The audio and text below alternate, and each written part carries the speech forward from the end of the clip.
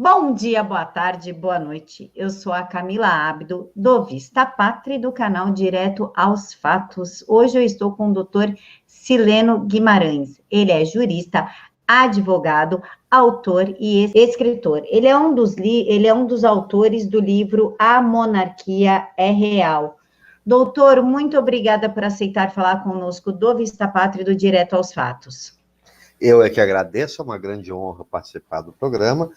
E pode me chamar que eu estou sempre aí para poder atender ao pedido da entrevista. Muito obrigado, Camila.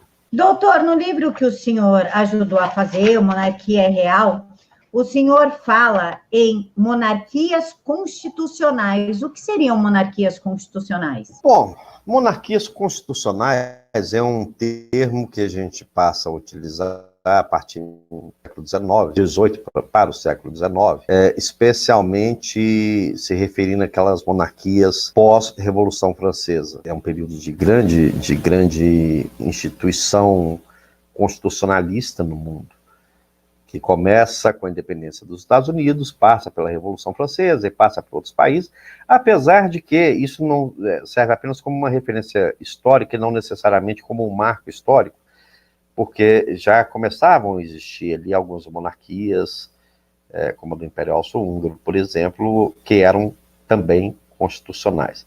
Mas, basicamente, aquela monarquia em que o rei se submete ao arcabouço de normas jurídicas de um país, feitas por um parlamento, né, e não mais como fonte absoluta de produção do direito. Doutor, no livro Sim. Também fala sobre os harmônicos do direito. O que seria? Bom, os harmônicos do direito foi uma teoria que eu desenvolvi nos últimos anos de pesquisa e de estudos do direito constitucional, né, que se baseia na transcendência da norma jurídica para a sua legitimidade. Veja bem, eu não estou dizendo de legalidade formal apenas, como no positivismo jurídico do Kelsen, né? Mas naquele conjunto de valores éticos e morais que permeiam a norma constitucional, que fazem naturalmente com que o indivíduo a que a norma se destina compreenda as regras gerais de uma sociedade e se integre a ela em perfeita harmonia. Esses harmônicos, que a gente chama de harmônicos do direito, na verdade, eu não sei se você já viu isso, Camila, mas você pode achar até no YouTube, né, a sinfonia dos metrônomos, ou seja, metrônomos são aqueles equipamentos que medem o ritmo musical, que fazem um tic-tac, medindo o ritmo musical. Se você pegar uma série de metrônomos e colocá-los alinhados e dispará-los aleatoriamente, eles vão começar fazendo um movimento caótico, mas com a própria vibração entre um e outro, eles vão se harmonizando e, incrivelmente, num passo de mágica, começam todos a funcionar no mesmo ritmo. Então, basicamente, nessa teoria, o que eu digo é isso, né? Quando uma lei, uma norma jurídica adquire, para além da sua legalidade formal, a legitimidade de reconhecimento de um povo, ela se torna mais do que uma norma, ela se torna uma lei natural. Né? Então as pessoas começam a agir como esse metrônomo, elas começam a agir alinhadas ao próprio sistema social da nação. Doutor, sim. O senhor pode fazer para nós um paralelo entre a monarquia e a democracia? Sim, é possível, né? Bom, isso dependendo de como a gente vai entender o valor de democracia. Né? Democracia no sistema grego, que alimentou a formação do Estado norte-americano, não é essa democracia pelo voto como nós conhecemos, até porque esse conceito de democracia, um cidadão, um voto, etc., isso nasce na Revolução Francesa, mas com a Declaração Universal dos Direitos do Homem, mas este conceito, na verdade, ele é um conceito socialista, ele é um conceito comunista. Se você pegar a Constituição da União Soviética, está lá, né, um voto do homem, o voto da mulher tem o mesmo valor, ou seja, um cidadão, um voto, etc. Isso não tem uma relação com democracia no sentido da civilização ocidental que a gente usa do americano. Tanto que você não vê na Constituição americana ninguém dizendo nada a respeito de eleição, de voto. Né? O conceito de democracia grego o conceito de demos, ou seja, de distritos, da formação de distritos que se autogerenciam, que escolhem seus governantes, que escolhem as suas ações e que, pelo traçado de normas comuns, se unem, né, formam uma união do Estado, né, ou do país, ou da nação, como queira, né? Até porque o conceito de Estado é muito importante frisar, né? Estado é uma abstração jurídica, né? Não é o mesmo que nação ou pátria. Né? O Estado é uma abstração jurídica instrumentalizada pelo direito para organizar o corpo social de uma nação. Doutor, qual era a função e o tamanho do Estado na época da monarquia? Bom, na verdade nós ainda estamos, né? Nós ainda temos monarquias muito modernas, né? Entre as 10 maiores potências do mundo, 8 hoje no Ocidente são monarquias. Desculpa, eu não respondi, eu não terminei de fazer o paralelo que você tinha me pedido entre democracia e monarquia. Enfim, né, se você considerar a democracia no sistema grego, que forma os estados modernos, especialmente, né, Estados Unidos, Inglaterra, hoje, não há nenhuma incompatibilidade entre o sistema democrático e uma monarquia parlamentar, constitucional, por exemplo.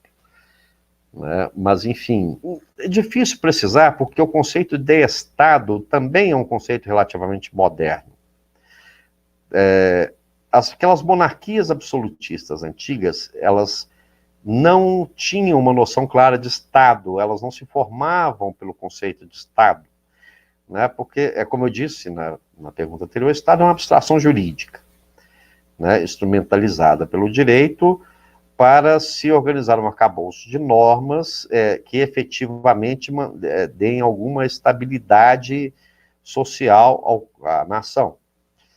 Né? Então é muito difícil você dizer numa monarquia, você fazer uma referência a uma monarquia, por exemplo, da Idade Média, com o conceito de Estado moderno, né? Porque o primeiro Estado moderno a surgir, na verdade, foi Portugal, em 1200, mais ou menos, muito antes de todos os outros estados. Depois de Portugal, você vai demorar uns 400 anos a a formação de estados de verdade. Né? E mesmo no século XX, você vai chegar no século XX com a Itália recém-formada. Né? A Itália, até o final do século XIX, não era um estado, era um conjunto de cidades-estados. Por outro lado, você tem, na antiguidade, a noção de estado também, né, que se perde durante a Idade Média, mas que serviu como base para os estados modernos que vão surgir pós-Revolução Francesa, por exemplo. Né? Já citei o exemplo dos Estados Unidos aqui, né? A própria França, pós-Revolução, e por aí vai. Inclusive a Itália, que vai se formar como Estado no final do século XX. Mas, então, não é possível ter essa noção de tamanho de Estado naquelas monarquias absolutistas. Mas o que se sabe, basicamente, é que Platão e Aristóteles já desenhavam uma noção de polis, né, que poderia equivaler a um conceito de Estado moderno, né, e que isso é retomado depois por Agostinho e Tomás de Aquino. E eles falam, especialmente Agostinho, não só fala em princípios que vão nortear o Estado moderno, né, pós-século XVIII, como, inclusive, deixam parâmetros para um Estado laico, né, ou seja, o Estado separado da Igreja, né, embora ambos sejam importantes para a formação de uma identidade nacional. Doutor, caso a monarquia voltasse, né, vamos imaginar que ela voltou. O livro cita diversos tipos de monarquia. Qual monarquia se enquadraria melhor nos dias de hoje? Ah, se você considerasse o Brasil, certamente seria uma monarquia parlamentar constitucional. Agora, é importante a gente lembrar, quando a gente fala em monarquia constitucional, aliás, quando a gente fala em qualquer Estado constitucional, um detalhe extremamente importante. Um país pode viver um bom tempo sem uma Constituição. O Brasil viveu um bom tempo sem Constituição, desde a sua independência até que fosse promulgada a Constituição de 1824. Aliás, outorgada, né? Constituição de 1824.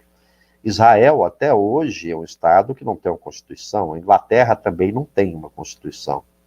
Agora, o que sabemos é que é terrível para um Estado, para um país, viver sob o peso de uma Constituição ruim. Então, né, isso tem que ser levado em conta. Doutor, qual é a probabilidade da monarquia retornar, já que o deputado federal Luiz Felipe Jordans e Bragança falou que ele espera que Jair Bolsonaro seja o último presidente? Quando o Luiz disse isso, ele não disse necessariamente que ele esperava o retorno da monarquia. O que ele queria se referir é que ele esperava que o Jair Bolsonaro fosse o último presidente de um sistema presidencialista. Né? Ou seja, ele esperava que o Brasil, o que ele espera é que o Bolsonaro consiga estabelecer um sistema parlamentar, monarquista ou não. Então, e quais seriam as consequências positivas e negativas de termos um parlamentarismo?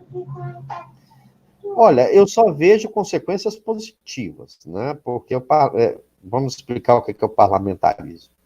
Primeiro, que o parlamentarismo exige um sistema de escolha distrital, se possível distrital puro, ou seja, religar seus representantes no parlamento, de fato, ao eleitor, que hoje não acontece. Né?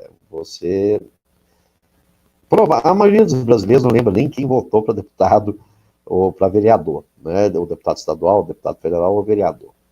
E não lembra com muita razão, porque não necessariamente sobe ao Congresso Nacional aquele que teve a maioria de votos por causa do nosso sistema. Né? Então é um sistema todo infiltrado e de baixíssima representatividade popular. Ou você, Camila, se sente representada no Congresso Nacional? Imagina, de jeito nenhum. Então, quando você fala num sistema parlamentar, a gente já parte deste princípio de que, né, aumenta e melhora a representatividade direta do cidadão. E a outra coisa é que o sistema parlamentar diferencia entre chefe de Estado e chefe de governo. Né? Já no presidencialismo brasileiro, os dois cargos se fundem. E isso é problemático, porque há assuntos de chefe de Estado que podem interferir em políticas de governo e vice-versa, então tende a uma certa promiscuidade no exercício da função. E era sobre isso que o Luiz Felipe estava falando. Né? O que ele espera é que o Bolsonaro consiga implantar, com a sua popularidade, com a sua legitimidade, no futuro próximo, o parlamentarismo. Monárquico ou não, porque o chefe de Estado pode ser um rei também, mas pode ser um presidente eleito. Por que não? Doutor, o deputado federal Kim Kataguiri, do MBL, tentou implementar um parlamentarismo chamado de branco, um parlamentarismo branco. E isso causou um certo estopor de uma forma muito negativa. Por que o parlamentarismo branco, que coloca, que nem o Jair brincou, que ele seria uma rainha da Inglaterra, sem muito o que fazer?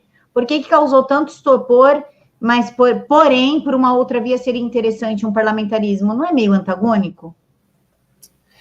Não, por uma questão de legitimidade. Entra aí a teoria dos harmônicos do direito, né? O Kim Kataguiri não tem legitimidade, nem ele, nem ninguém nesse Congresso Nacional tem legitimidade nenhuma para estabelecer um parlamentarismo branco. Quando você começa com essa ideia de parlamentarismo branco, isso chama golpe de Estado. né? Ou seja, esvaziar os poderes de um presidente que foi eleito para exercê-los, né? Para formar um parlamentarismo espúrio, cujo chefe de governo, isso aí foi o que tentaram fazer na época do João Goulart, né? O povo votou contra o parlamentarismo não porque o povo apoiasse o João Goulart, senão ele continuaria sendo presidente. O povo votou contra o parlamentarismo porque não entendia a ideia de uma proposta de parlamentarismo imposta pelo Congresso Nacional. Então, hoje seria o mesmo caso. O Kim vai me desculpar, mas estou falando uma besteira, né? Para todo o sistema de governo é necessário, acima de tudo, legitimidade, ou seja, transcendência para além da norma jurídica, transcendência para além da competência normativa. Quando a gente diz transcendência, é aquilo que é reconhecido universalmente no tempo e no espaço, né? E parlamentarismo branco não tem transcendência nenhuma, ninguém reconheceu isso. O Bolsonaro foi eleito para ser presidente com os poderes que ele tem. Não necessariamente que os seus eleitores, eu, por exemplo, votei nele, entenda que esse seja o melhor regime, nem o melhor sistema, mas eu entendo que este presidente foi eleito para fazê-lo como é hoje. No futuro, né, podemos discutir, mas nós, o povo, de onde o poder emana e em nome de quem deve ser exercido, não um deputado, mesmo que ele tenha sido eleito. Doutor, no caso do parlamentarismo, como que ficaria a harmonia entre os três poderes? Na verdade, o parlamentarismo ele passa para 4 poderes. Né? A teoria quadripartite do Benjamin Constant de Rebecque. Inclusive, o pessoal associa muito parlamentarismo à monarquia exatamente por causa disso, porque os primeiros sistemas parlamentares surgiram em monarquias. Monarquia britânica, né, na monarquia brasileira, que era o nosso regime, a nossa monarquia não era a monarquia absoluta, era um regime parlamentar, né, mas, enfim, são 4 poderes, como estabeleceu o Benjamin Constant de Rebecque, né, cujo um poder transcende os demais, como aquela mão que consegue destravar as molas quando elas se embolam, usando as próprias palavras do Benjamin Constant. Inclusive, o Rui Barbosa dizia no Congresso, já no período presidencial, né, que não temos mais aquele farol que nos ilumina nos momentos de trevas e de escuridão. Doutor, caso o parlamentarismo seja imposto, ou seja, vigorar no Brasil, como é que vão do STF com os demais poderes, já que o STF está totalmente promíscuo, né? Ele está totalmente corrompido. Como é que ficaria? Pois é, esse é um outro problema, porque o STF, como está hoje disposto na nossa Constituição, ele é uma anomalia jurídica, né? Porque o que poucos juristas contam, né, é que a tripartição de poderes de Montesquieu nunca funcionou. Hayek dizia isso, é verdade, né? A tripartição de poderes não funcionou em nenhum lugar do mundo, foi um extremo desastre onde foi aplicada. Aí vão dizer, não, mas os Estados Unidos têm uma tripartição de poder. Bom, fazendo aqui uma analogia, um tanto esquisita, mas muito ilustrativa. Se você pegar o sistema americano, na verdade, ele é um parlamentarismo, em que você tem o presidente dos Estados Unidos, o Trump, como chefe de Estado, com vários primeiros ministros que são os governadores, né, dos estados americanos, dos Estados Unidos da América. Né? E o sistema americano não foi baseado no Montesquieu, mas na tripartição de poderes de Locke, que se baseava na experiência que ele tinha do sistema britânico, do sistema inglês, né, em que você realmente tem uma tripartição com poder neutro. Não chega a ser o sistema quadripartite que o Benjamin Constant de Rebecque desenvolveu e que o Napoleão Bonaparte aplica, mas, basicamente, é uma tripartição de poderes, porque o judiciário inglês não é um poder, como o nosso sistema.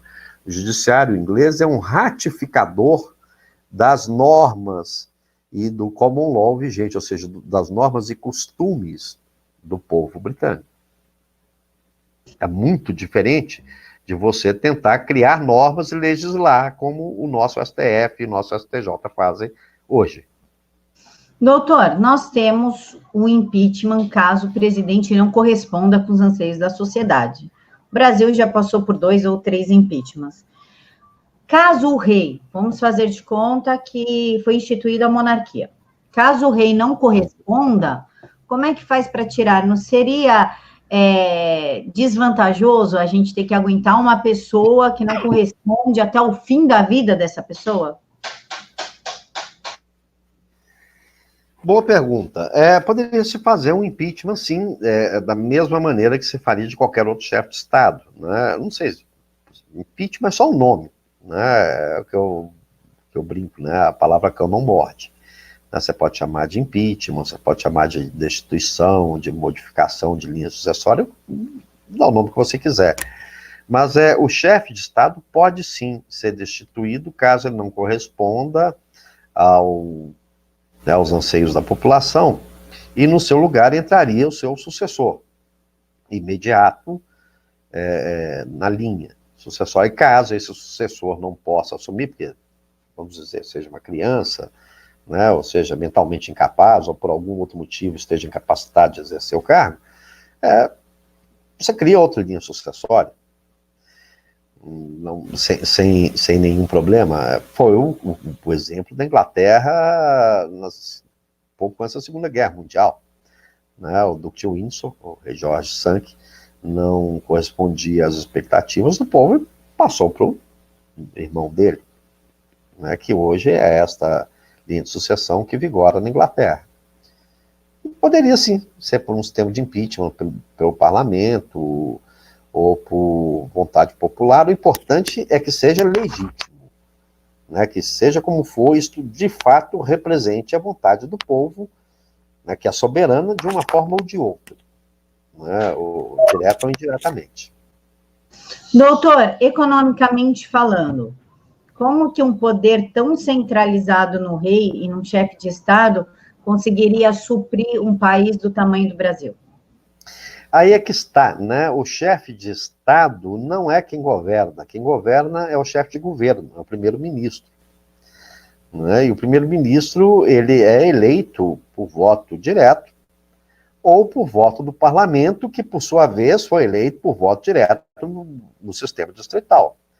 Né? Então, o primeiro-ministro inglês, por exemplo, não é eleito por voto direto do povo, mas é eleito por escolha do parlamento, mas o parlamento é eleito no sistema distrital por escolha direta do povo, então o legitima.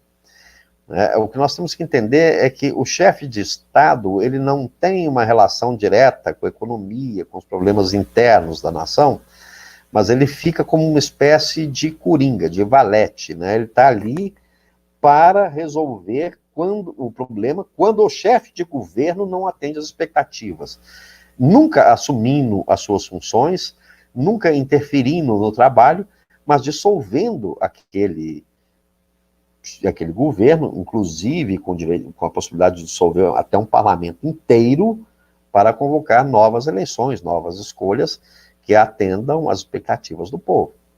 Então, dificilmente você teria um processo tão traumático na Inglaterra como como nós tivemos com a Dilma Rousseff, né, ou com o Collor.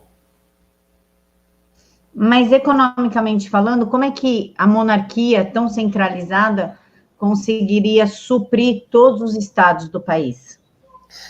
Aí é que está, né? Não é a monarquia que supriria os países. O que a monarquia poderia fazer, uma monarquia parlamentar poderia fazer, é dar estabilidade política suficiente para que a economia possa progredir por conta própria, sob a tutela do chefe de governo. Porque o rei é chefe de Estado, o monarca é chefe de Estado, ele não é chefe de governo.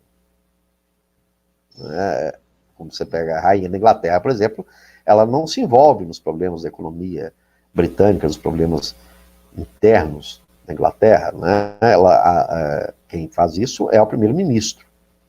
Então, o que ela garante é que se o primeiro-ministro perder a sua legitimidade, ou seja, perder o seu vínculo com o povo, ela pode dissolver este gabinete e convocar novas eleições. Doutor, partindo da nossa atual realidade, onde que o Congresso ele está totalmente corrompido, inclusive essa nova geração, essa nova leva, que entrou usando o nome do Bolsonaro, está ajudando a prejudicar o Bolsonaro, colocando ele em situações, digamos assim, uma cama de gato. Se ele faz alguma coisa, ele desagrada o Congresso e perde sua base de apoio, ele desagrada a população.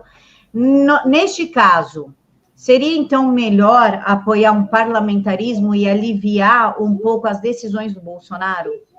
Voltamos aí à questão anterior, a sua pergunta, né? Como é que a monarquia constitucional parlamentar poderia influenciar na economia?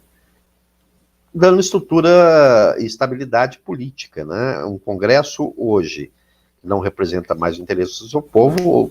Hoje o monarca poderia imediatamente dissolver esse Congresso, convocar novas eleições, estabelecer um novo Congresso que desse mais estrutura e apoio ao Bolsonaro. Certamente, se tivermos grandes avanços na economia graças ao Paulo Guedes e ao Bolsonaro, imagina os avanços que nós teríamos se não estivessem derrubando todas as medidas provisórias do presidente o tempo todo.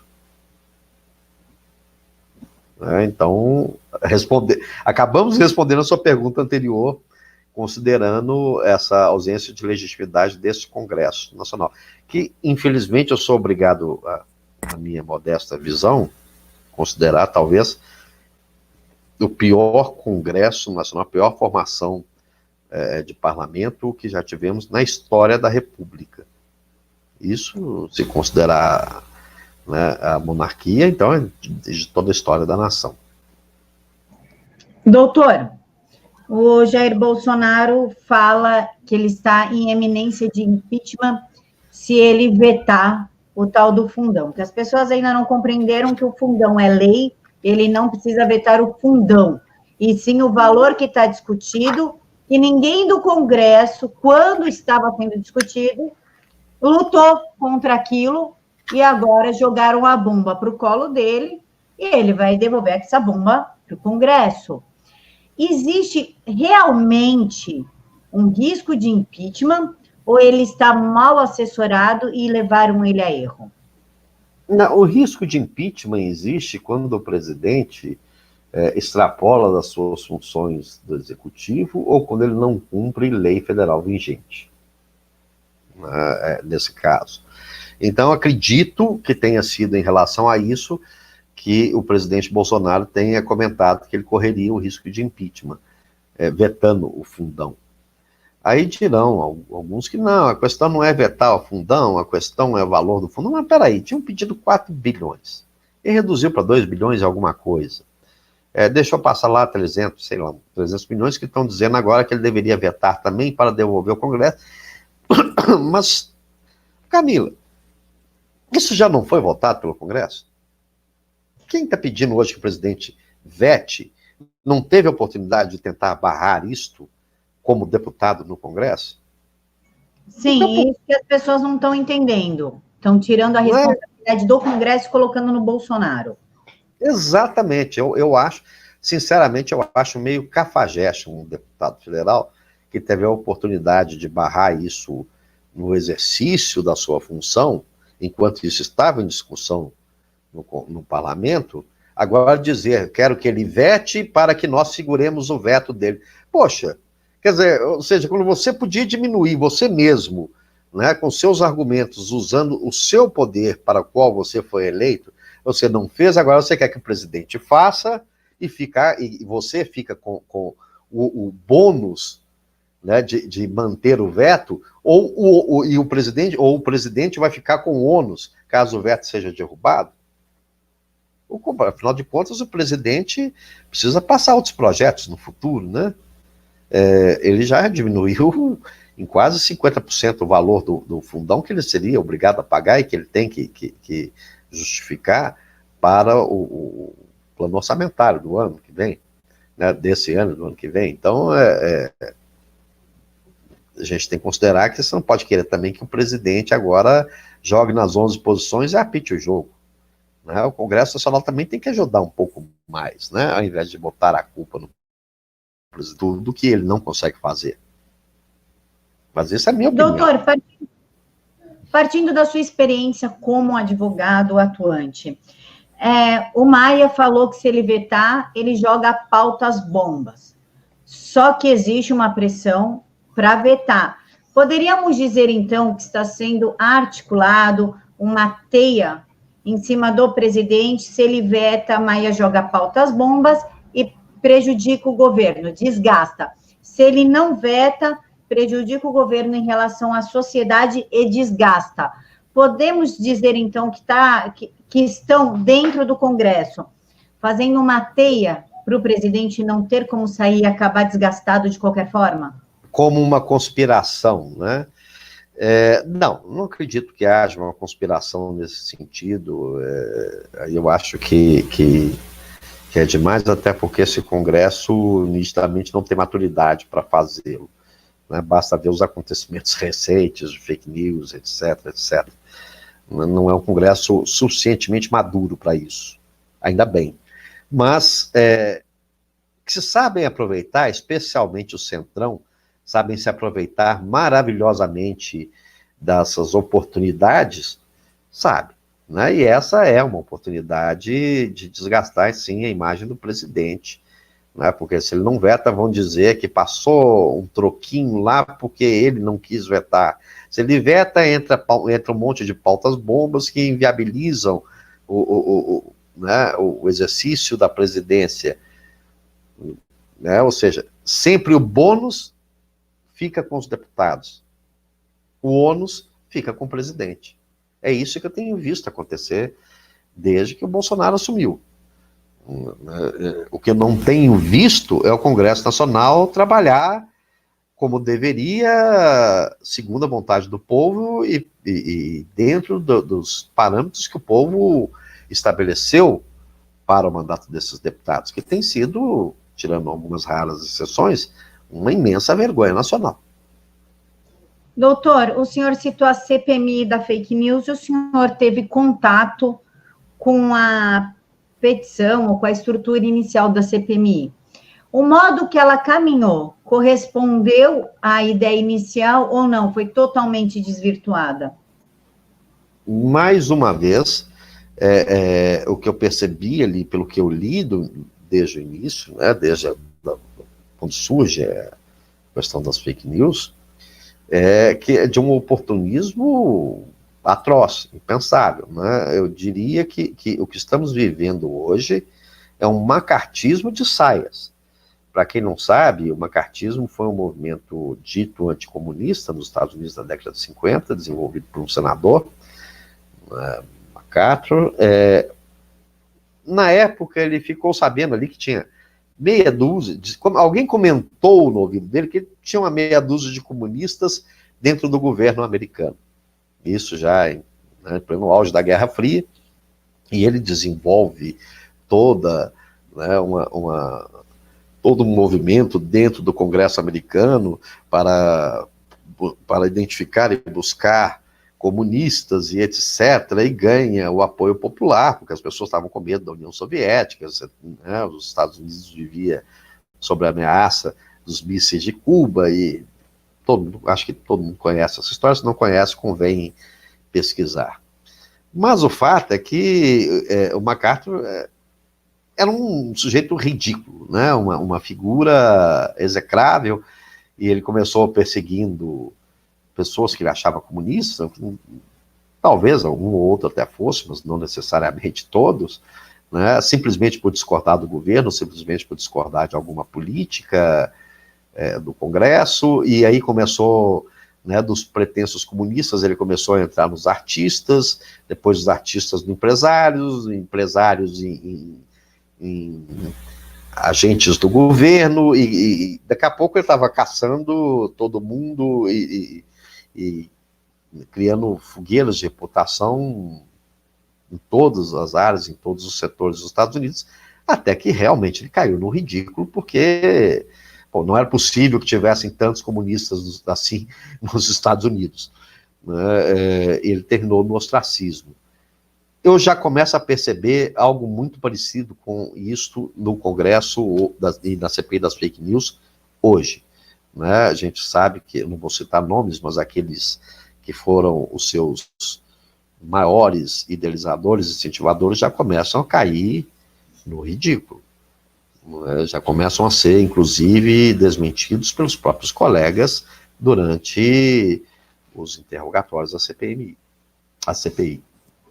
Doutor, nós presenciamos a Polícia Federal entrar na casa do Edson Salomão, presidente do Movimento Conservador Antiga Direita São Paulo. De acordo com Edson Salomão, foi a primeira vez que a Polícia Federal cumpriu um mandato vindo direto do ministro Alexandre de Moraes.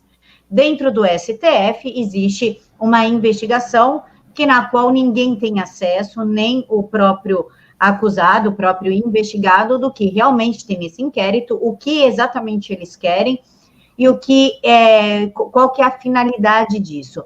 Podemos dizer que o Alexandre de Moraes, se valendo da autoridade dele de um ministro, abusou de sua autoridade, dando uma ordem direta à Polícia Federal, sem passar antes pelo ministro da Justiça, para adentrar na casa de um cidadão comum e recolher o seu material? Olha, isso eu não... Isso eu posso responder como cidadão. Me ofende, pessoalmente, esse tipo de situação, porque eu entendo como cidadão como a implantação de uma... Pelo menos o indício de implantação de uma tentativa de regime de exceção por outorga de uma Suprema Corte que deveria ser a defensora máxima dos direitos individuais, dos direitos e liberdades individuais. Conheço o Edson Salomão, não conheço pessoalmente, mas convivo com ele já há alguns anos, a gente se encontra aqui e ali, né, assuntos que tangenciam os nossos interesses, e eu não consigo ver de jeito nenhum como um inimigo de Estado que precise passar por uma investigação em segredo de justiça como se tivesse cometido um crime de segurança nacional. Lamento muito que isso tenha acontecido e isso não tem explicação. A verdade é essa, Camila. Juridicamente, isto é inexplicável e inadmissível. Até porque toda a base da civilização ocidental, toda a base da civilização de um país, a estrutura civilizacional de uma nação, se baseia nas liberdades e nos direitos individuais. E quando acontece esse tipo de coisa, a gente simplesmente não sabe o que dizer. Não sabe nem mesmo como agir, porque a pior e a maior de todas as ditaduras, e não sou eu quem estou dizendo, é um outro advogado mais ou menos conhecido, que chamava Rui Barbosa, né, a pior ditadura é a do Supremo, do juiz, porque aí quando a Suprema Corte de uma nação erra e comete esse tipo de violência contra os direitos individuais, você vai reclamar com quem? Então, a gente pode dizer que houve uma usurpação de poder?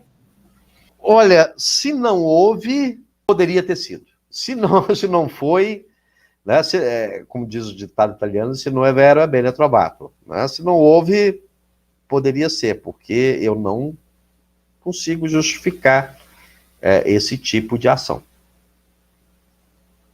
Doutor, se hoje nós estivéssemos numa monarquia, como que lidariam com este problema que o STF está impondo aí, essa caça ao cidadão? Como é que seria resolvido essa situação? Olha, se fosse uma monarquia, eu acho que isso não aconteceria. Porque, é como eu disse, o monarca, o chefe de Estado, ele não interfere diretamente nos assuntos internos da nação. Mas ele interfere quando essas, como dizia Benjamin Constant de Rebecca, ele funciona como uma mão invisível que destrava as bolas do poder quando elas se embolam. Então, eu nunca ouvi falar de nenhum acontecimento parecido em nenhuma monarquia constitucional moderna. Eu também, mas só que não vou dar o crédito para a monarquia só, né? Eu nunca ouvi falar desse tipo de situação em nenhum regime, em nenhum Estado constitucional moderno, exceto se está em estado de exceção. Os Estados Unidos, por exemplo, durante a Guerra Civil. De fato, Abraham Lincoln governou sob um regime de exceção, mas ele estava em guerra. Ele tinha um inimigo interno que ele precisava vencer, ele não podia se prender a direitos individuais. Mas nós estamos em guerra, Camila? Desculpa, eu não estou sabendo. Até onde eu sei, nós somos a milícia virtual, então nós estamos protagonizando uma guerra, mas segundo a CPMI da fake news, é somente na internet. Eu não sei se é para a vida real. Na guerra virtual, eu acho que não entra nesses exemplos de regimes de exceção. Doutor, muito obrigada pelas suas explicações, pela sua participação. Disponha. Pessoal, eu vou deixar o link do livro na caixa de informações, tá? Comprem pelo link, porque aí vocês me ajudam clicando no link. Doutor, o senhor quer fazer suas considerações finais? Camila, foi um prazer fazer essa entrevista com você. Você é sempre muito, muito gentil com todos nós, sempre muito generosa, e suas perguntas sempre muito honestas. Eu espero ter podido responder as perguntas de uma maneira minimamente satisfatória, porque o assunto é muito extenso. Mas leiam o livro e pesquisem mais sobre esse assunto de regimes constitucionais, né, monárquicos ou não. E eu tenho certeza que vai ser, acima de tudo, uma imensa aula de cidadania, porque, citando de novo o Rui Barbosa, quem não defende seus direitos não merece tê-los. Pessoal, compra pelo link que eu deixei aqui embaixo. Aí vocês leem o livro, coloquem as dúvidas aqui nos comentários, aí eu gravo outra com o doutor, só com dúvida de vocês. Coleto todas as dúvidas, entrego para ele, a gente grava somente com as dúvidas de vocês. Pessoal, muito obrigada por nos acompanhar até aqui. Que Jesus abençoe a todos e que somente a vontade dele prevaleça na vida de todos vocês. Fiquem com Deus. Muito obrigado, foi um grande prazer, gente. Um abraço.